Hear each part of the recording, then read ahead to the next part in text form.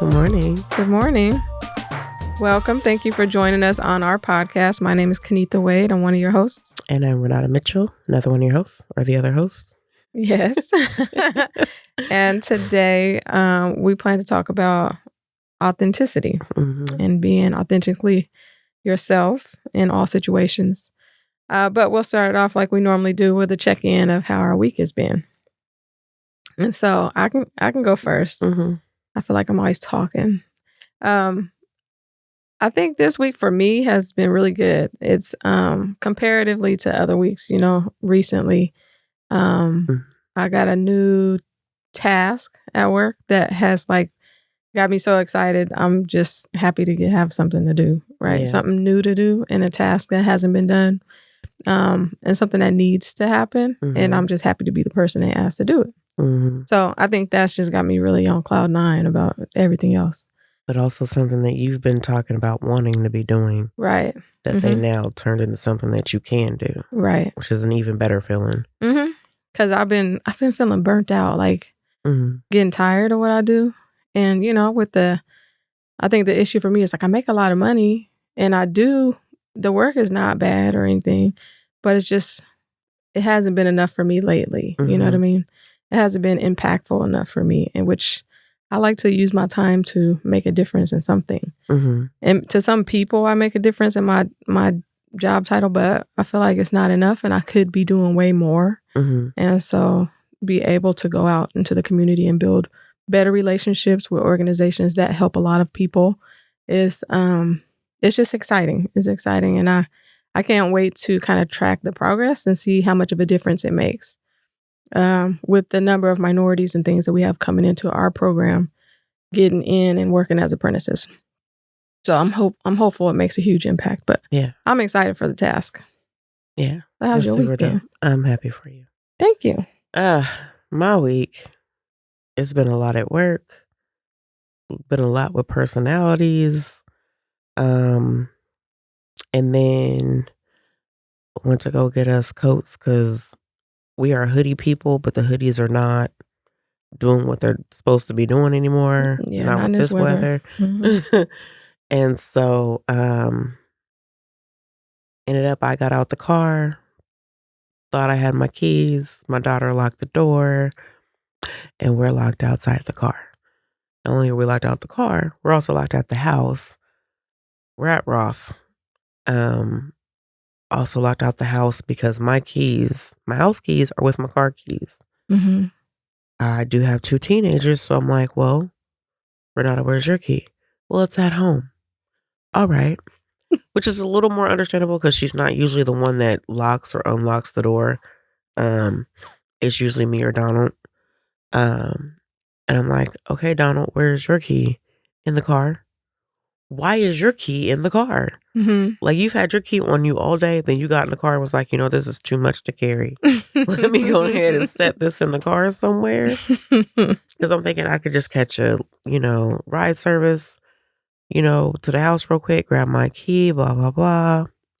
Then you're like, do you need me to come get you? And I'm like, if you come get me, we just going to all be outside. I don't have a key. It was a mess. And I found somebody who had a key of mine, who was available. I was like, yeah, I'll do it. But then it was a whole thing. Not with them wanting to help me, but just the, how I am with astrology and all that good stuff. So Mercury's in retrograde, so we were not having very good communication. It had a misunderstanding when none of it had anything to do with us, but that's where it, showed up. And then eventually got home. I was like, thank God we went there to buy coats because we wouldn't have made it. And the lady gonna say, oh, this cup will fit between these pillows and it'll keep it safe till you get home. And Brad's cup was hella smashed. I was like, what? And I'm like, well, she do this all the time, I guess, whatever. Had to get my cup, go back the next day, get the cup exchanged. But I don't know, that was a long day. I was cold that whole entire night after that. And I don't know. It's pretty uneventful. I feel like except for work and being a lot because it's the end of our year and we got some stuff to make sure it's all in line. And people who do reports are stressed out because they can't do their job and call it complete until other people do their job, and it's a lot. And then we went to your work thing. And that was a lot. It was a lot of people. let's talk about that. Oh, it was so many people. You know, Renauda says this all the time. Past Renauda signed future Renauda up for stuff that future Renauda didn't want to do. And I kind of felt that way this weekend. I signed myself up for so much, and I forgot about my holiday banquet. Our union does a holiday banquet every year, the beginning of December, and it's in place of our December union meeting. And so at the banquet, they give out pins, award or service pins for however long people have been there. And they do it in, 5 and 10 year increments. And so we go, it's typically a decent dinner. I normally stay at the hotel because we have a discount. It's not really a big discount. I think that it's cheaper if you don't use the discount. Really? In my experience, that's true. And so I didn't get a hotel room this year because I was like, I don't need to spend $200. But I'm not about to be drinking. I'm not about to hang out, Right. I can go home when I'm done. And so this year I didn't do it. And this is the first year that I didn't do it. And, well, at this hotel, I used to do that. It used to be at the Hilton in Vancouver, which was easy. Parking was available. They gave us a lot, whatever. It was all organized. It's been here in Portland by the convention center. And they said they only allow guests who are staying the night to park in their parking garage. And I'm like, okay, but we are paying X amount of dollars to reserve your building to do an event here, a large event. There's a lot of people. Where are we supposed to park? This was not like, when I say a lot of people, I'm not talking about, there was 300 people. I feel like there was literally 3,000 people in this room. I bet you if we sit there and count, it was probably like 3,000. It felt like 3,000 people. It was a lot of people. I think there was 8 to 10 people at every table. And the tables were across that whole entire room. And they were pretty close.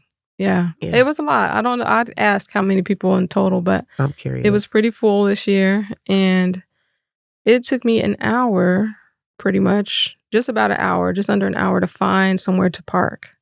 That was okay to walk from. Because I was like, I am not parking at the Lloyd Center to walk all the way back to this hotel across from the convention center. No, that's too far. Do you know how cold it is outside? So cold. It was so cold. And I was talking to her, not on the phone the whole time. I was just complaining. I'm complaining because I'm driving everywhere. I'm looking for street parking close by. I'm like, what the hell are my options? And the options that they gave me were just like, that's absolutely not happening. You don't tell me to park at the mall. I'm still on my way. So I'm sitting there. I'm like, I hope she figure out parking. Because for those of us who are introverted, if parking is too hard, we're not staying. And so I was ready to abort mission. And I was like, I shouldn't have said that. Because if she find parking, I'm going to go. But like, it was kind of like, I'm glad it was your work thing and you were figuring out the parking while I was still on my way. Because I feel like had we both been driving around or it wasn't a work thing, we would have been left. I would have left. I was like, okay, I was getting to the point where one thing is a pet peeve of mine, to go to an event where parking is not readily available. Yes. Don't do that. Do not have an event where parking is not a part of the plan. That's just rude. It's rude to the people that you have showing up. It's just, it feels disrespectful. Like, how do you not plan ahead like that? Like, figure it out. And the only time you go to come to something that I'm doing and parking is not available, if you come to my house and the front of the street is already taken up, I have no control over that. Right. But other than that, there's got to be parking. Everything we do, we try and make sure, for the most part, the ones we have control like that there's parking. Yeah. You got to think about that. You do. Yeah. It was, I when I walked in, I was beyond frustrated. I was like, what the fuck? And the lady, as soon as I walked in, she looked at my face and she said, I know. She did. I don't want to hear it. And I was like, I don't think you know. Because I'm here. And then, so whatever, it was like, it is what it is. I guess I wasn't listening when we checked in. Not at all. They gave us a raffle ticket. I thought it was a drink ticket.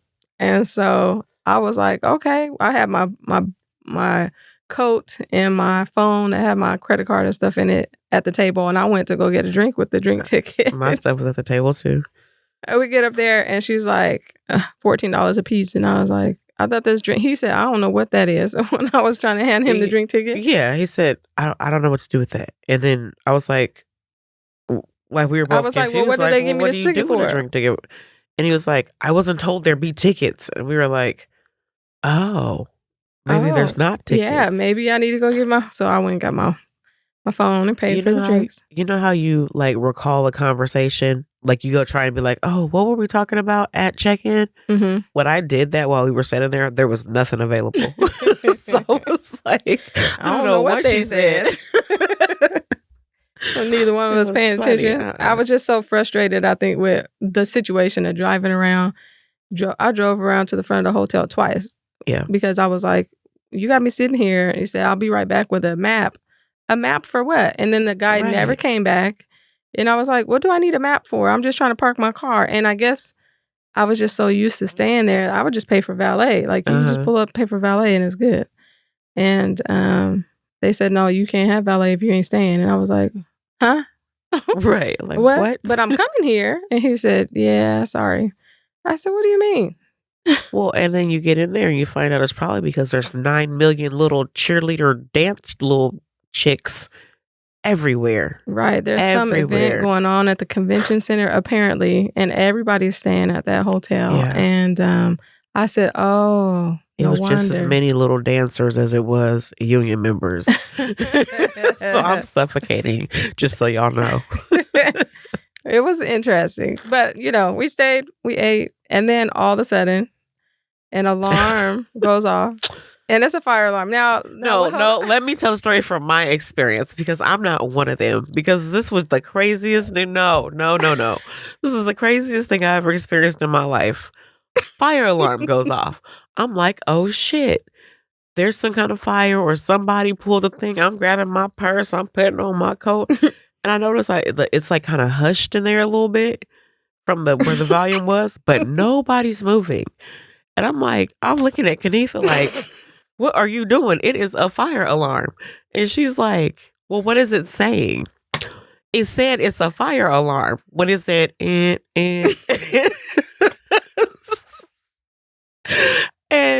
I'm the only one, which is crazy, because after you say what you about to say, I hear it. It says, this is not a drill. Please exit the building while we confirm, whatever. So I'm still going, and they're like, what did it say? Like, they didn't trust it, me, the universe, whatever. They were like, and I'm sitting here and I'm looking and you're like, well, what was the message? I'm like, so I'm super confused. She's and I'm like, I don't know why she acting like this. Because, we supposed to be on the same page at all times. And she just sitting here and I'm trying to save our lives. So please explain to the people who are not crazy like your kind, who were like, fire alarm, it's time to go. It said not a drill.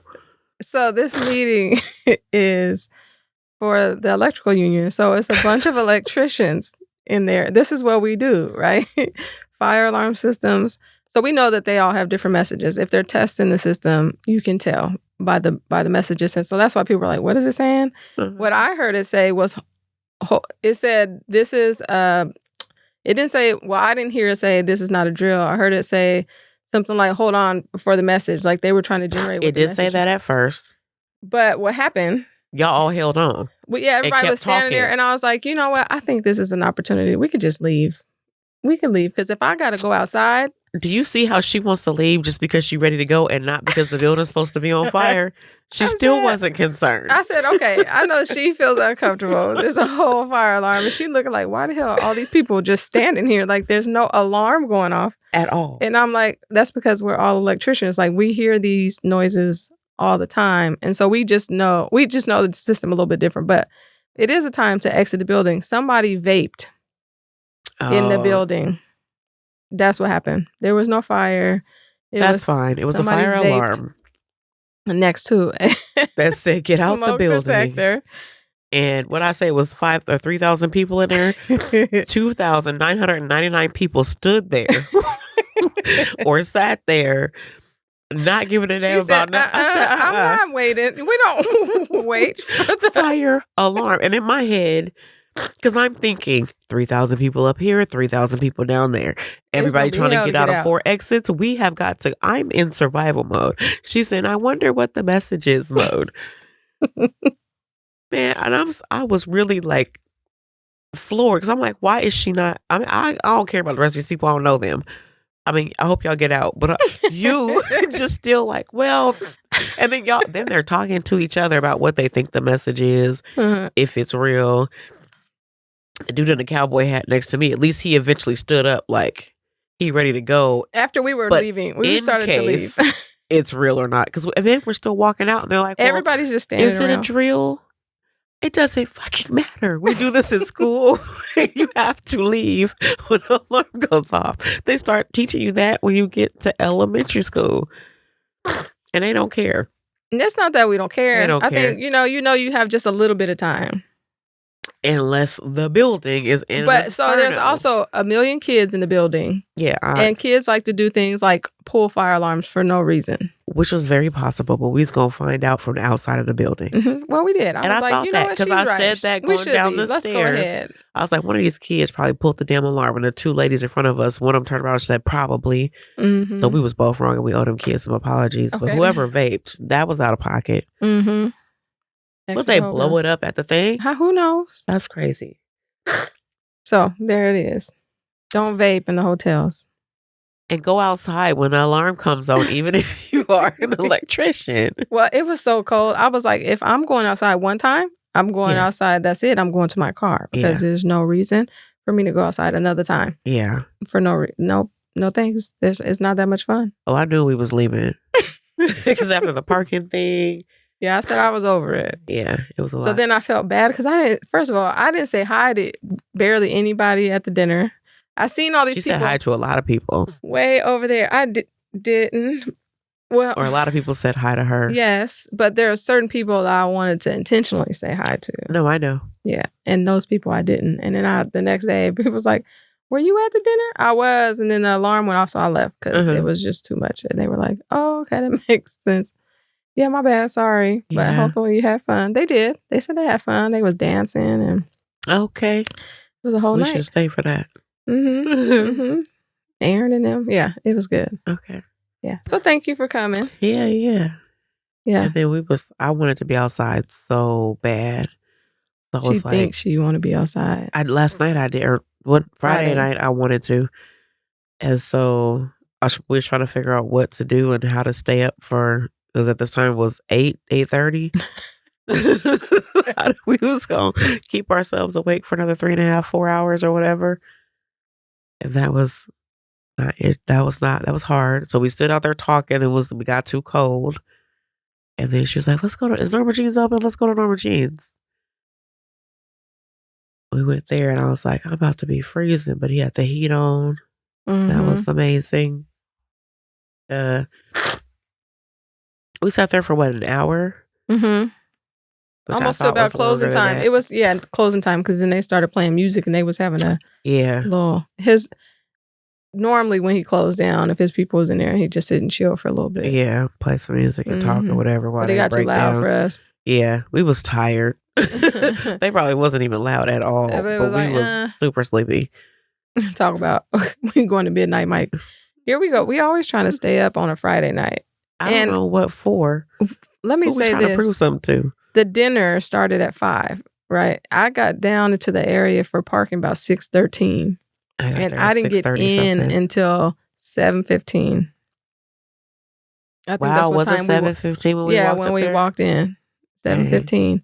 And then we left at 8. Just after 8. 8:15. We was only there an hour. We was watching, and then the alarm went off, and it was like, you know what? Yep, let's go. Let's go find something else. I want to go eat some different food. Yeah, I need some food that's definitely not this. Yeah. It wasn't horrible, but it's just... It just wasn't It's hotel food. That's what it was. Like hotels stepped up food for your banquet? Okay, I ate some meat. You did? Yeah, I haven't eaten meat since November 2nd.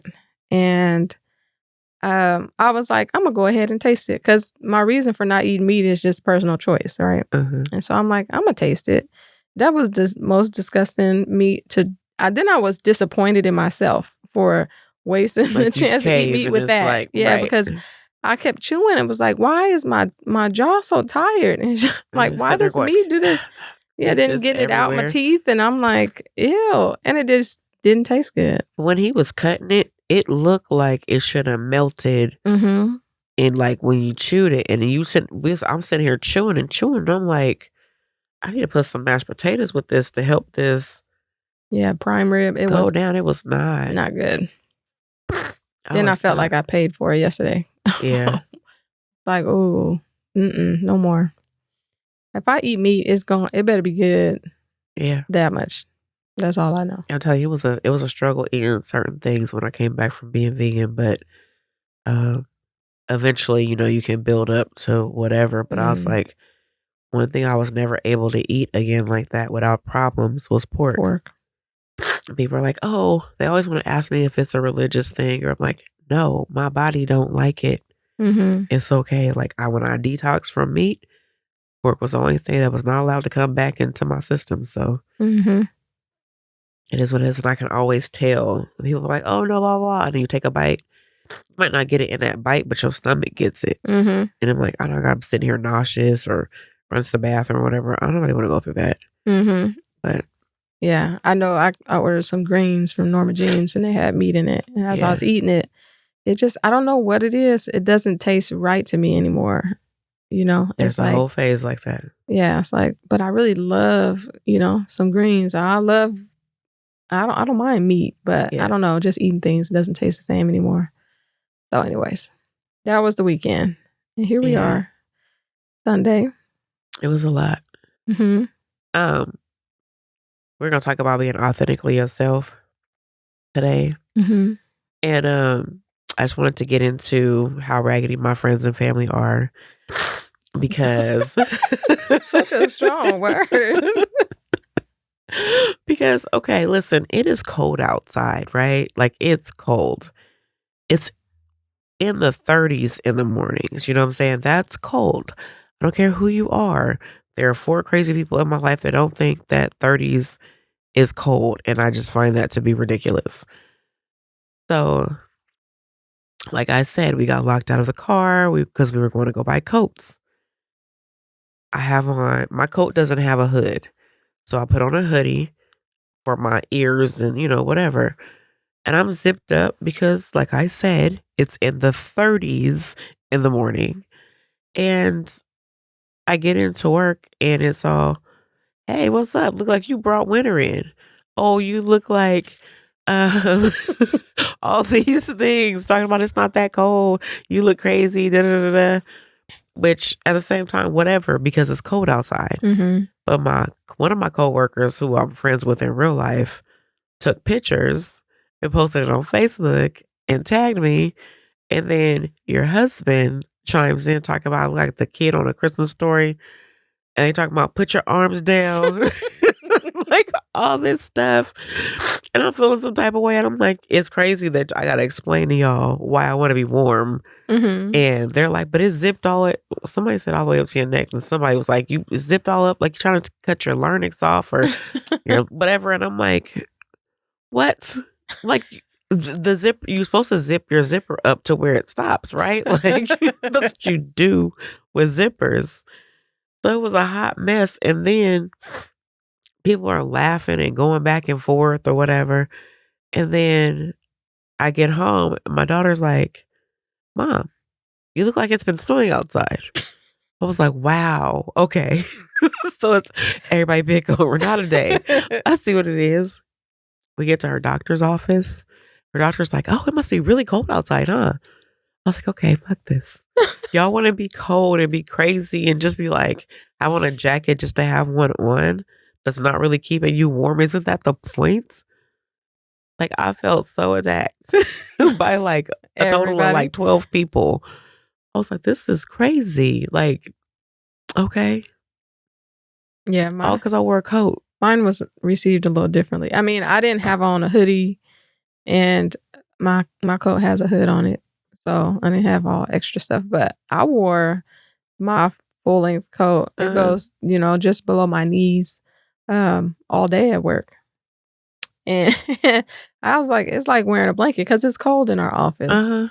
And oftentimes I got a blanket on while I'm sitting at my desk doing my work. And so I was like, I don't have to wear a blanket because I got a whole coat. Yeah. So I'm covered all the way around. And everywhere I went, they were like, you look warm. I am. Thank you.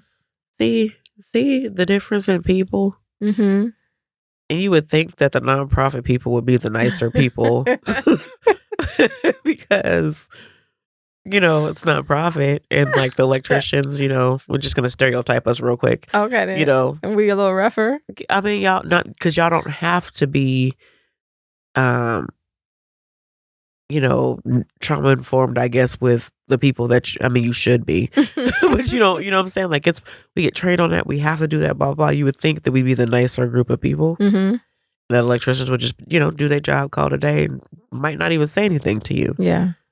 I would have appreciated it. You look warm. And I'm like, I am. Thank you. Because it's nice to be warm. They're jerks. They are. Yeah. They should be more considerate. They should. You know what? And my supervisor, everybody, she was like, you need hand warmers too, Renauda? And she really brought me some hand warmers. I was like, you think I'm not about to use these? Yeah, she was being helpful. She's being an asshole. That's okay. It's fun in my office sometimes, but like, I was like, wow, okay. This is what we doing today? I'm feeling a little attacked. Yeah. Yeah, like what is? It's okay to want to be warmer than what you were. It is. Y'all turn on fans when y'all want to be cooled down. Can't nobody say nothing about that. When I was in the field, I was a little ridiculous with that. Because I get cold.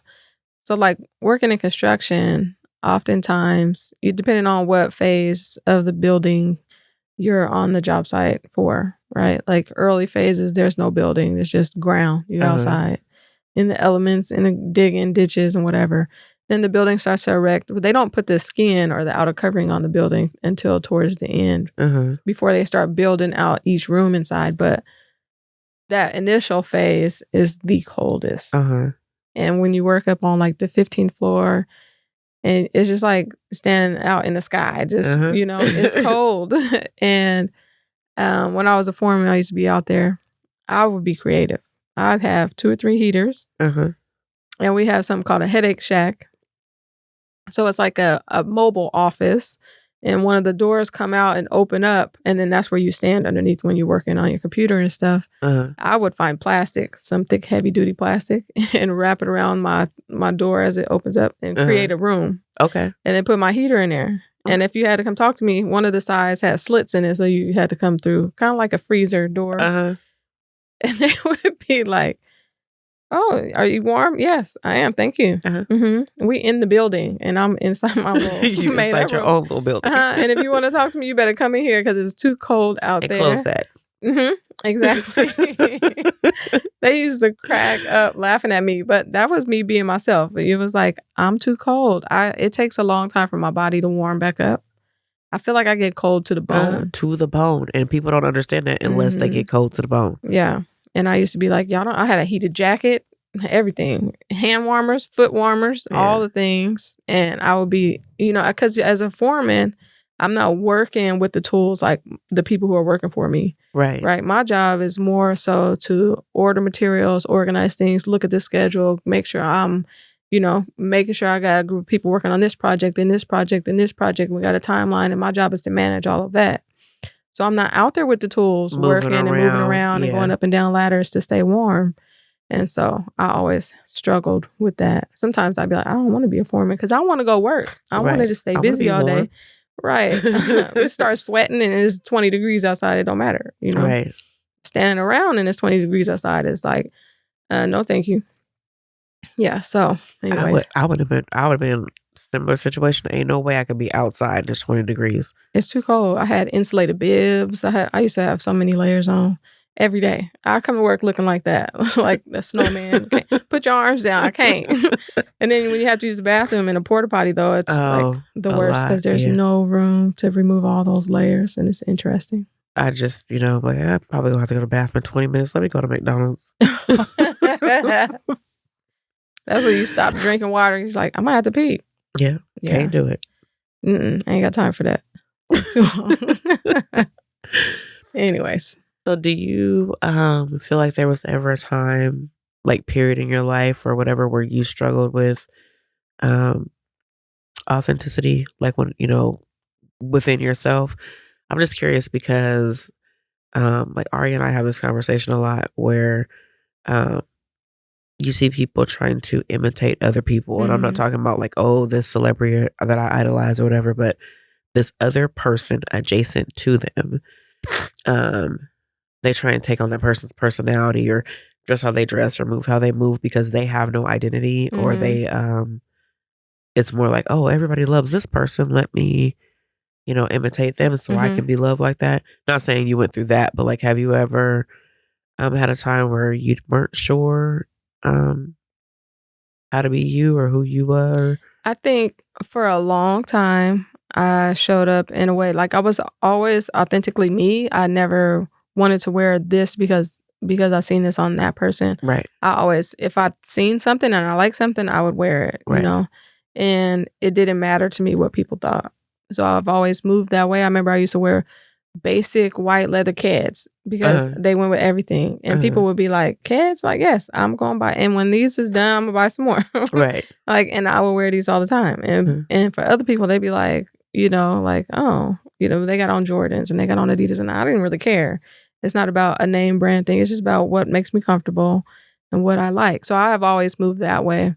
But what I realized, I think more recently in the last couple of years, is that I've always worked in a survival mode.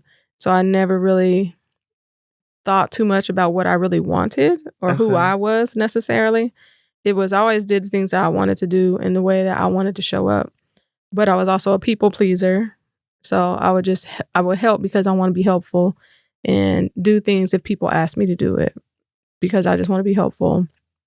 But not even when I'm tired or even when I really don't feel like it, but I know it'll be helpful, so I'm going to do it anyway. Over the last couple of years, I kind of stopped doing that and have been more in touch with like how I feel. And when I don't feel like doing it, it's okay to say no. Yeah. Right. And so I think now that I've entered this kind of phase, it feels like I'm spending more time with myself and doing the things that I like to do and getting to know who I really am without being in survival mode. I think I'm still sort of in survival mode because there are a lot of things that go on, but at the same time, I'm more in tune with who I am and what I like. And, it's nice to just invest in that for me. I feel like I completely identify with all of that. It was Avia's for me. A lot of people don't remember Avia's, but I played tennis. And Avia was like a tennis brand. They had rackets, they had gear, they had shoes, socks, sports bras, underwear, headbands, visors, like wristbands, sweatbands, or whatever. I was Avia down, and people were wearing all kinds of stuff. But for me, that was my main sport that I really loved was tennis. And so people were like, "You're wearing Avias?" And I was like, "Yeah." Like, I've never been that person where it's like, like I know people were like, "No, I have to wear Jordans. I have to have like," and I'm like, I think I've owned 2 pairs of Jordans in my life. Same. And it was because one I got because I was going through this phase where I was obsessed with this color pink. And the Jordans came out in that same exact pink and white, and that's why I wanted them. Because of they could have been any shoe. It could have been a Pro Wing for all I cared. If it was that pink and that white, I was going to get it because of that pink. And the other one was because D'Angelo. Because, oh no, I'm lying. I did have some that I got, but they didn't look like Jordans at all. They were like a rubber material and then like more like Converse. And they were this lavender and they had all these specks of like purple and pink and yellow that you could see. I was like, oh, those are real. They were artsy to me. And I got those at the outlets or whatever. The other ones, I was like, I need some blue shoes. So I've had 3. I need some blue shoes. And Angela was like, oh, I'm at Nike. I'll grab you some. And he came back with Jordans. I was like, so that wasn't even my choice. That just, you know what I'm saying, it just happened. But like you have always, I was, dyeing my hair and stuff when it wasn't necessarily popular amongst Northwest Black folks or whatever. It was pretty much like what white people did. We didn't dye our hair. Like, I wore whatever I wanted to wear. I remember I had a Clueless like outfit on one day, and the girls at school were like, "Why are you wearing it?" And I'm like, "Because they're my clothes, and I want to." This is what I want to wear. Like, I was wearing like gold makeup at the time. Like, I don't care. I've always been like my own person, so I'm always curious. Not that I thought that you were this person, but I'm always curious when people feel like they have to take on somebody else's identity or the identity of whatever's popular. Like, why? Like, why do you feel like you have to be this one particular way? Because I like what I like and I don't like what I don't like. And I am one of the most stubborn people in the world. So you're not going to influence me to do anything. So I'm always curious about that. Like, why do you think, like, there's insecurities and stuff like that, but what breeds that? What makes people hold on to, you know what? Yeah, that's a thing. So I'm going to be this way. I think about one of my kids who I feel like doesn't really have their own identity. And a lot of it comes from maybe somebody else always buying their clothes, maybe somebody always planning this and doing this and they don't get a say. Maybe, I assume, maybe that's one of the reasons. And so they don't really think about what they like or want, but they just do whatever their parents or when our kids are little, I used to dress my kid a certain way, things that I liked. But at some point it changed. It's like, well, what would they like? And then you buy what they like. But if your kid never indicates that they necessarily like something, how do you know what to get them, right? Like. You just buy them what you want to see them in. And there's a point, I think, as a parent where, my kids would be like, Mom, I really don't like that. I really don't like that style. Like, oh, well, then why don't you come pick out your stuff? It don't have to be what I would buy for you. I'm just buying what I think you would like, but I don't know. And that transition is where I think they start to find what they like within themselves and become their own people. Yeah. When Renauda was little, obviously when she was real little, I picked out all her clothes, but I would always take her with me. So once I realized she started looking at stuff, that's when I started asking her, what do you want? I mean, she was little. And I also used to let her dress herself. So when she came out looking like a crazy person, it was, I don't know if I told this story on here, but I know I've told this story before, where we were running late. I needed to go. She was stressed out. My daughter had to have rain boots. Every year I would buy her 3 pair of rain boots because she's a puddle stomper and she's not playing. She loses them sometimes. She came home one day with 1 boot, like, happening here. So anyway, I was like, let's go. Put your boots on. We have got to go. All she was supposed to do was go in her room, get her boots. I got her coat, her backpack. It's time to go.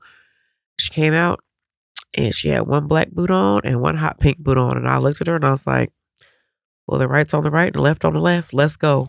Like, you know what I'm saying? I don't have time. And then it became a thing for a couple years. And people used to be like, oh, that's so cute. And I'm like, I don't know the origin story. You know what I'm saying? This is a frazzled mama that gotta go. So, I've always encouraged that strong sense of self in her. What do you like? What do you want? How do you feel?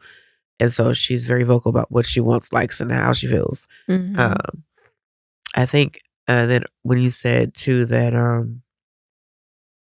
you never really thought about what you liked. I feel like and also in the last couple of years, it's been more about, well, what do I like? What would I rather do? How do I feel like doing this?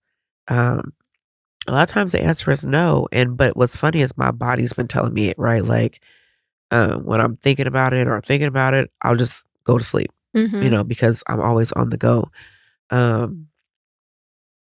Or I'll be in the groove of something. Like yesterday, I didn't even know what you said about the movie night or whatever. So I was like, I have got to hang up my clothes. I've got to, do this, do that.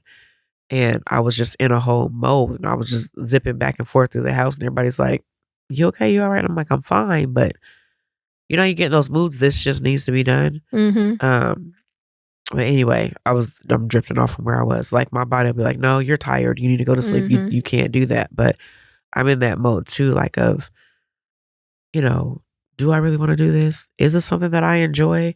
Also, the people pleaser. Like, I'm not doing this because I want to. I'm doing this because, like you said, I want to be helpful. This is what I should do. Not thinking about whether I have the energy to do it. What do I want to do? And I think we really embraced that this summer, the what do I want to do? Because, realizing other people around us was always doing what they wanted to do. Facts. And we were like always doing what we needed to do. And then if we had time, we would do the things that we kind of have to do, and then what we might want to do. I'll say my husband does a good job of doing what he wants to do. Yeah, and I'm in awe because I'm like... Yeah, and the other day, I was like, I had a G day because I know, if I know somebody needs something and I'm not doing anything, I jump up. Right. Even though I feel like I'm tired, I just want to relax, I want to do whatever. I jump up and go do it because it's helpful. And I was like, he called and asked me for some food. We had been staying at the hospital with my daughter. And so he was still up there, and he was like, if you could bring me some breakfast. I was like, I'll bring you something to eat, but I'm going to get up when I feel like it. Right. Because that's what he would do. Right. But it wasn't like a tit for tat type of a thing. It was just like, I'm going to do what I feel like doing today. Right. Because I don't have the kids. I don't have no real major responsibilities. I don't have to get up at 6, 7, 8 o'clock in the morning. Right. And so I laid in bed until I felt good and ready to get up and start getting ready. I got up at like 10, did some cleaning and some organizing. Yeah. Finally left the house like 12, 1, got there and brought him food around 2:30. And was like, nothing's wrong with it. You're not going to starve. You didn't starve to death from 9 o'clock this morning until 2:30. Right. And I didn't feel stressed and rushed. And I was disappointing somebody because I knew if anybody understood, he understood. I'm going to bring you some food. It's just not going to be at this moment, but I'll bring it to you. Yeah. And I think my whole day was kind of like that, just relieved him, stayed up there with my daughter, do whatever, leave and go do whatever I wanted to do. But I was like, I had one of those days where I got to really do what I felt like doing. Yeah. And there was no necessary outside pressure asking me to, or, inspecting me to do something else. I want a day like that. I want, because I feel like I've been trying to do that lately, but it's still, I'm going to do what I want to do this afternoon, or I'm going to do what I want to do this morning, around work or kids and appointments or whatever. And it's like, I need to do what I want to do because it's what I want to do, whether that's lay in bed all day, whether that's get up and go to the gym, which we are going to get back to tomorrow. Yes, we are. Like whatever. But when I feel like doing it, I really, and on that day, we still start the gym at 5 o'clock because I already want to it's do something that. I want to do. You know what I'm saying? But like not having days where your schedule, you don't have a schedule. Not like there's no schedule. Your day is not dictated by having to be here or be there or do this or do that. I just want a day. Yeah, it was nice. I couldn't do it every day. Right. I can't live every day like that because I feel like it could lead to me being very irresponsible personally. Yeah, but, me too. But, once a week, yep, I could do that. And so I feel like that's how I've been spending my weekends. Yesterday, past Kennitha signed future Kennitha up for some stuff. And, it was like Friday, I had the dinner. Yesterday, I was supposed to go to a kid's birthday party. It was my godson's birthday party, turned 2. Okay. And then we had a ugly sweater party we were supposed to go to last night. But yesterday morning, I had a few things. And so I went and helped my auntie with her TVs. Then I went to this breakfast and I talked to people all morning about kind of work stuff and just, union business. And then I was like, I'm kind of tired though. I want to go home and take a nap. And I don't know if I want to go to a birthday dinner. I'm not taking no kids with me. A kid's birthday party at Chuck E. Cheese. Like, I wouldn't have mind going, but I didn't feel like me being there was going to make or break the event. And I was tired. And so I kind of, I told G, we had plans for this party. I said, well, enjoy the rest of your weekend. He called me like, are we still going to the party? And I was like, yeah, if we, if you get done, he was helping Auntie Tammy move. And so it was like, it really kind of depends on your schedule because I'm not doing anything. I'm just resting at home. And I haven't seen you since Friday. So, right. I figure you got plans all weekend. And if we make it, we make it. We don't, we don't. And so I'm waiting at home. I don't hear anything from him past the, are we going, and the conversation that we had. And then finally about 8:30 was like, did you go? And he said, no, I called and told him we weren't going to make it because I'm still helping Auntie Tammy. I was like, oh, okay. I'm just at home painting. Right. Painting with my son and just chilling in my room and doing what I feel like doing. And I was like, I mean, if we go, we go. We don't, we don't. But it is nice to get out of the house. It's nice to spend intentional time. I think I value that more than people understand. But at the same time, I'm also okay with being left to myself to do what I feel like doing. Yeah. Mm-hmm. I agree with both of those things. I like being by myself, but I also like intentional time. I think that's like when I say like my love language is quality time, it's that intentional quality time makes it that much better. 'Cause it's like you can spend quality time because you just happen to be in the house. Right. Which is cool. But when somebody is like, I want to do this with you, spend time with you, whether it's, like me and my friend watch the season of the show or whatever, or like we'll be like, let's go get pedicures or whatever. It's that intentional adds a like, oh, okay. Like we didn't just happen upon this. I mean, which those moments do be great. Like when it's just randomly, oh, we're both here. We're both not doing anything. Let's go, blah, blah, blah. Like those are great moments. But I just feel like there's something extra with in this time that I have. I want to spend it with you doing this thing. Yeah. That feels good. It does. I feel like personally, I in my marriage at least, I don't feel like we do that enough. We spend a lot of time in the house together because we live together and we have kids and we got to get the kids up and we got to get them ready for school and we got to, we have a job to do at home and we do that.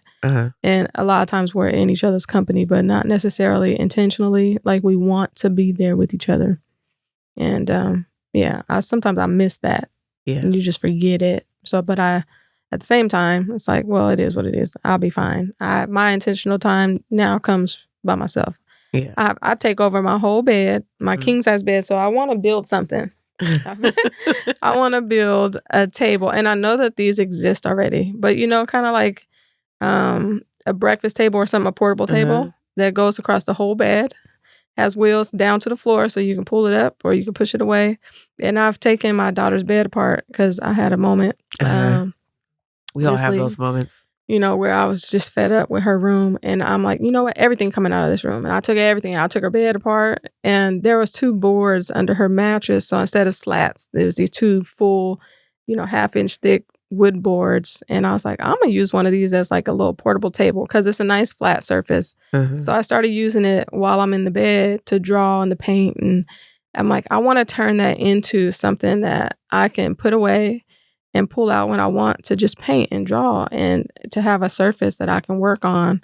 And so I've got this whole idea of like, I need to build something because having it out is like, I don't know, almost 2.5 feet, 3 feet by 3 feet. It's a big square. It's heavy. And I put all my paints on it and I have my canvases or my notebook, my art pad, and my kids come in and they're like, Mom, I want to draw with you. Sure, it's room for all of us. Like come sit down on the bed and paint if you want to. But I feel comfortable in that space. And then I fall asleep with all this crap on my bed. Yeah. That'd be the problem with having room in your bed. Be sitting there. Right. And if this thing was sitting up off the floor, that wouldn't be a problem. But it's like on my feet or on my legs. Right. And I'm like, okay, I need to get this off of me because I want to get out of the bed nice and easy without having to fumble with moving all these paints and all this stuff. But like this idea is just in my head and I'm like, I need to make it happen. What's funny is they obviously be listening because I shortly after we had that conversation, I seen the thing that slides over the bed, and then she turned it and slid it up against the wall, and I was like, that's what Kennitha talking about. But you know what? I need one too, because I sent you something yesterday. Is that where that got? No, not that. Okay. I want that. I think that would work in your house. It would. I want that. But I'm sitting here and I was like thinking about it, and I was like, you know, mine looks a little different than yours. Mine is MacBook, iPad, 3 phones, notebooks, pens and pencils of all different kinds of colors, and Sharpies and highlighters and stuff. And I'm sitting here multitasking on all this other stuff, like writing and coming up with business plans and ideas and functions and putting stuff on calendars. And then I'll go to sleep and it's like a whole person worth of stuff right here. Because it's like you get tired and it's like, yeah, but I'm not about to move all this shit. Ain't nobody coming in here. You know what I'm saying? I'm going the fuck to sleep. I know. I'll be like, I wonder what G will say, because I know that probably irritates. I think that it probably irritates his soul when he comes home and all this shit is on the bed. And he's like, and just goes back to the living room. Now, I just assume, because I don't know if he comes even to check in the bedroom or not. Right. Because he normally comes home in the middle of the night and he's not ready to go to sleep. He's going to turn the TV on. He's going to be on his phone. So he stays out in the living room and he sleeps on the couch a lot because he just falls asleep with all that stuff going on. But I be thinking, I try to consider him like, well, if he does choose to come in here, I know he don't want to come home to this. But I have all that same stuff out. I'll have my 3 cell phones, my computer, my bag, and then you don't know how many paints. I need to stop going to Ross. You know how they have those little sets that you're supposed to buy them to give away? I buy them for me. Well, but you actually I do paint. I do use them. Yeah. I have the paint pens, some fine paint pens, some thicker paint pens, because I also like to paint on the go and I don't want to take all my paint with me. But then I have all my brushes, and then I have smaller paints, and I have big tubes of paint, and you know, so I don't know. I've really been just enjoying painting. I really just want to sit in my bed all day and paint stuff and practice. That sounds like fun. It is. I want to do, so now, you know, I've been sending you a lot of those videos with the people making cards. I want to do that so bad. I'm like, I can just get the stuff and I want to stamp and I want to go like this with the thing. I want to make cards, but I want to make cards that I want to say we identify with, but I don't mean we as in Black people. I mean we as in people like us. Artists. Right. Like just stuff that's like, I don't know. I have ideas and an idea just popped in my head. I have to write it down before I forget. I really want you to paint that drawing that you put in my art pad. That wasn't real. No, it is real, and you need to paint it. I need you to paint it for me. Why do I need to paint it? Because, so I have a notebook, and it's some nice thick paper. And actually, this week I was watching my little cousin, and she's like, what, 3, 4, and she was at my house, and my daughter was supposed to be watching her, but I was watching her because she just needed a break. And the only thing I could think of was like, well, I'm home, I'm painting and drawing. So if you want to hang out with me, you can do the same. And so I'm like, what do you want to draw? Or I would just draw something. So I'd do an outline of a butterfly or an elephant or something. And then I would give the paper to her. And she had access to my paint. So we're all sitting right there. I'd give her a couple colors, or I'd put them on her page and then let her just go to town. And she was painting stuff. And I was like, okay. And then she wanted another one. And I was like, this is getting expensive, because this is my art pad. This is not like she don't really care about this paper, but this is some nice thick paper for acrylic paints, right? In a notebook. It's not like a really thin, like kids' drawing pads tend to have a really thinner paper that's not expensive and whatever. But just you can't, a little rougher. Yeah, you can't put a whole lot of stuff on it. It's not necessarily for acrylic paints or something like that. And I'm like, where are the kids' notebook pads? Because I am pulling my pages out and I need these pages. Right. Because after the third one, it's like, okay, you don't even care what you're doing. You just want to put the color on the paper. You want to do something. Yeah. Okay. But I need my paper. So I had to go buy something for her. And I was like, you and Mayana can use this. Y'all gonna stop using my stuff. Yeah. But it was cute to watch her. You know, she was like so excited to be drawing something. And then it's been interesting watching my kids come in and like can I paint with you, Mom? I'm like, yeah. Sure. Well, this is fun for me. My son came in yesterday. You know, my son's gecko died on Friday, I think. R.I.P. Pineapple. R.I.P. Pineapple. Yeah, long live Pineapple. And so yesterday, my son was like, he drew something. And I was like, oh, you gonna paint it? He said, no, I think I'm gonna mess it up. I'm like, I don't think you'll mess it up. He's like, I don't want to paint it. I said, okay, well, I won't force you, but can you draw another one for me so that I can paint it? You can keep that one, but then I can paint one. And he was like, okay. He left. He came back. He said, I changed my mind. I do want to paint it. I'm like, okay. Do it. So he did. He painted it. It says pineapple. It's got a picture of a lizard or the gecko's face on it. And then he put, Mariah came in, she was like, long live Pineapple. So he put LLP on it. And it's got Pineapple's name written on it. And it's cute, you know? And he was like, what do you think, Mom? I'm like, it's good. He used yellow and green and kind of blended the colors down. And with a little gray background and then his gecko. I said, okay. And I put the date on it and put your name on it. Yeah. And if you're done with it, then we'll go get something for you to, you know, put on the final coating. And he just wouldn't put it on his wall.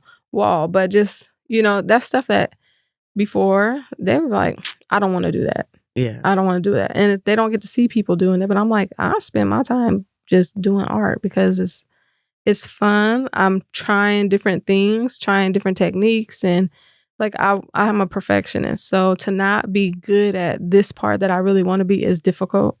And so I think it's a good challenge for myself. But I feel like the more I do it, the better I'll get. And so maybe I'll get to a point where I'm satisfied with my skills. But yeah, it's just been fun. I'd be like, Renauda, you should come paint with me, or you should come watch TV, or you should come. And then I'll be like, maybe I just need to go to her house. I'm going to take my setup to Renauda's house. Because you know I'm going to be right there trying to figure it out over there because still trying to get everything situated. But and maybe that'll motivate me to finish hanging my clothes up if I have somebody to talk to. You gotta create a space for me to do I bring all my stuff. I got a table you can set up right by the TV. Well, I you know, we got all them chairs. Can't paint in my comfy chairs. Okay. Because they white and they fluffy and that just sounds like it's gonna be stuck together. It might. I sure got paint on my sleeve yesterday and I was like, oh, I'll be painting on my bed. The kids was painting on my bed, and I'm like, well, I can't get mad if we get paint on the blanket because it should wash out though, right? It should if you do it right then. Yeah. Yeah, but yeah, no, I got a whole little area you can set up in. Yeah, I need to, and you know what I think, also helps, folks like us be more authentic than maybe the average person is leaning into our art. You know, I feel like art makes you, even if you're not necessarily authentic with the world, it makes you have to be authentic with yourself if you're doing it for real. You know what I'm saying? Like when you paint from a passion or write from a passion or produce from a passion, you gotta be you. Because if you're not, then you're cracking up, you look crazy, you act crazy, sound crazy. You know what I'm saying? Like, but if you're just open to the flow of however art expresses itself through you, I think it causes you to be more authentic. Now, obviously, celebrities show us different all the time, but I feel like they have a different pressure to their lives that may interfere with that. You know, having to be the perfect size or height or, you know, gotta be the best singer or actor or, you know, whatever. Like that adds a different pressure. And then it's like, if you're not good enough, you don't eat. Is crazy. You know what I'm saying? Versus like, I can still go to work. Right. You don't like my poem, I can still go to work. I'm still going to work. You know what I'm saying? You don't like my paint and sip, I'm still going to work. You know what I'm saying? So I think that does, because then I don't want people to be like, oh, well, so artists are so fake all the time. Look at so-and-so and so-and-so. But you don't even know if that's what you're seeing from them is cut from somebody else's perception of what sounds good or looks good, right? When we see interviews, when we read articles or whatever, it's somebody else's perception of what will make a good story. You don't know how they are at home. And that's good and bad because they could be monsters, but they also could just be the sweetest person you would never know because they got rest in bitch face or you know what I'm saying, and people just paint them as being mean or whatever. Right. And you don't know if it is true or if it's somebody's perception. Right. And what really is real. Unless you get to know them. And then, again, you might have somebody who's like, no, I met Kennitha and Renauda, and they are rude. They might have met us on a bad day. That is really their perception, and that's their reality, and they're not lying. But those other, 364 to 4 or 5 days a week were the sweetest people in the world. And everybody else would be like, I have not.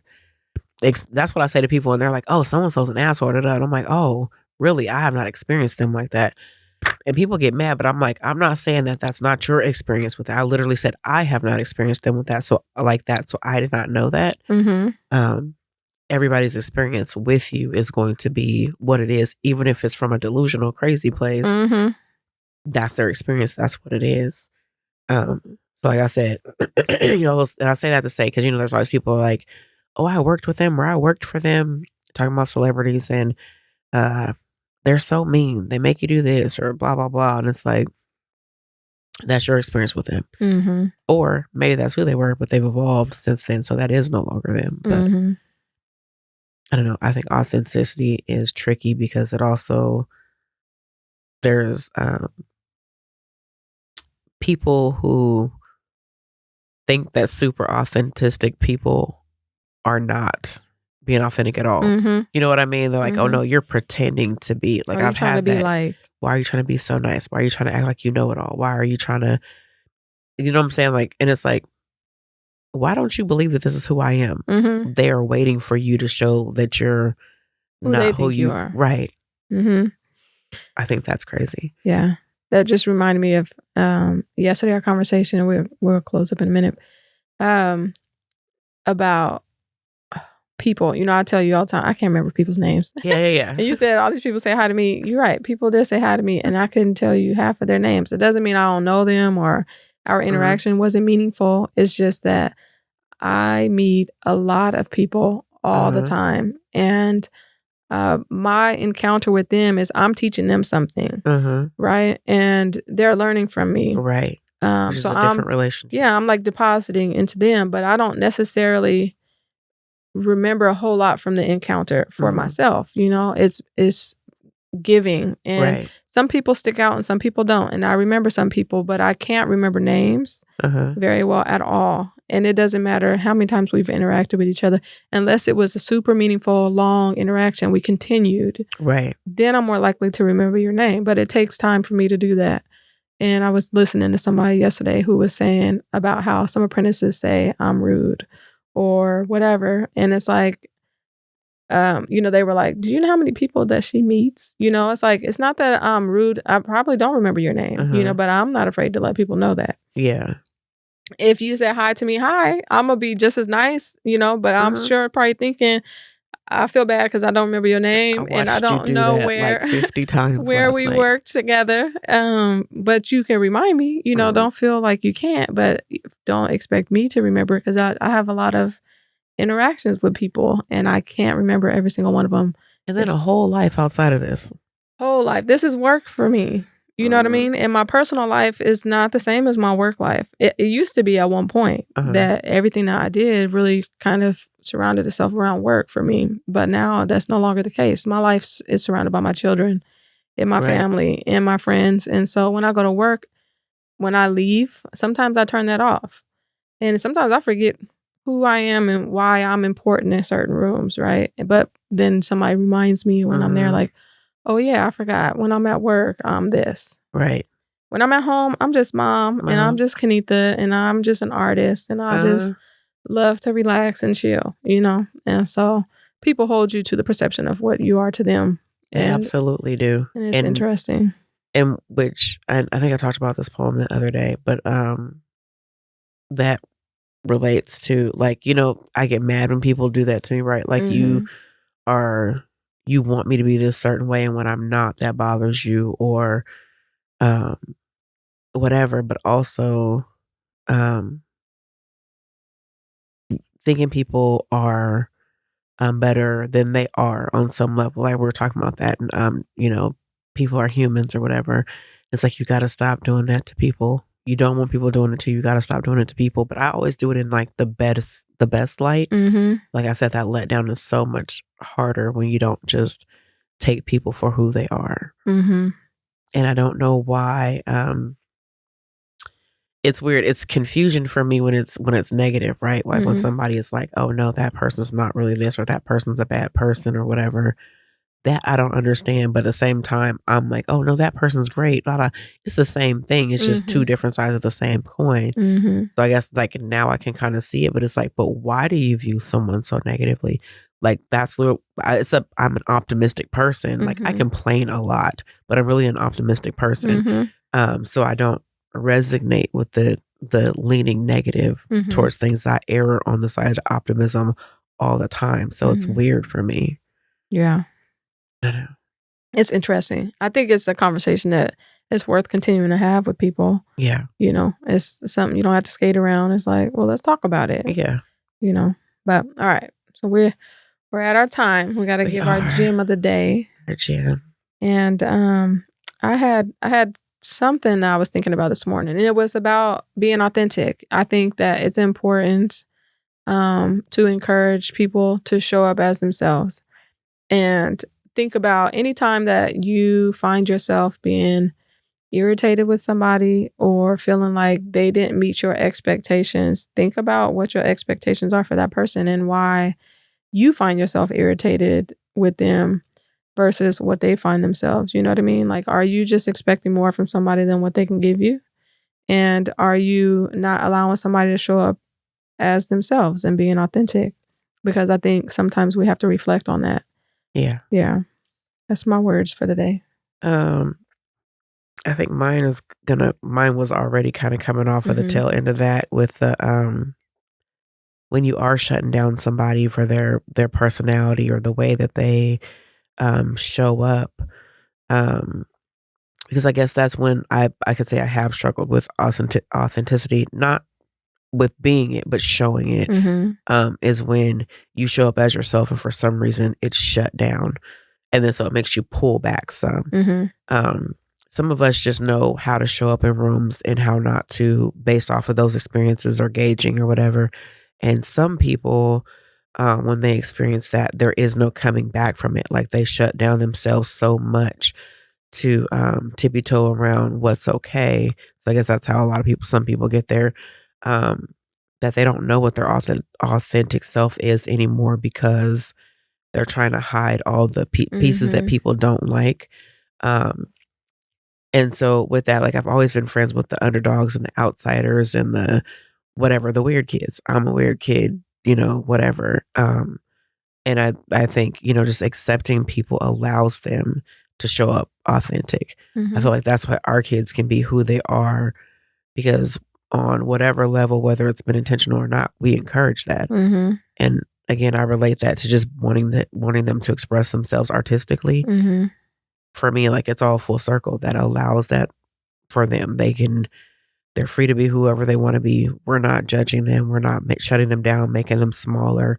Obviously you got to guide them through it, but allow people to be themselves. If it's something that's not, good or healthy or whatever, obviously try and help them course correct, but really just allow people to be themselves so then everybody can be authentic and they don't grow up weird and uncomfortable or not knowing what personality to be in a room full of people. Yeah. There was something I wanted to kind of touch on. You were talking about letting Renauda wear what she want to wear. That is so challenging as a parent sometimes. Oh, it is. It is. And I think G does a better job than I do. I'm always like, okay, well, let's think about this. Can we at least try to match? Don't matter. But G don't care. The other day, Mayana went to school with pajama pants and an ugly Christmas sweater. That was her brother's. She was dressed. I went to go pick her up from my goddad, and he said, "This is what your baby wore to school today." And I'm like, oh, okay. Now, sometimes I don't know if it's out of laziness or if it's really what she wants to wear. I think sometimes maybe a little both. It's what she. I think Renauda sometimes was like that. Renauda used to be like, "Well, right, you right. Pants, shirt, boom. Don't care." Yeah. But then there was sometimes where she was just like, my daughter came out and, oh my God, polka dot pants and a plaid shirt one time. And I was like, and the colorful boots. And I was like, But you know what? What she said to me was these colors and these colors and these colors all go with the colors in my hair. And I said, you know what they do. Let's go. So stay strong, parents. It's Let your babies wear what they want. Just try to guide them. Yeah. To match maybe something. Anyways. Try. Yeah. All right. Well, thank you for joining us on our podcast. Talk to them. Where every story counts. Have a good one.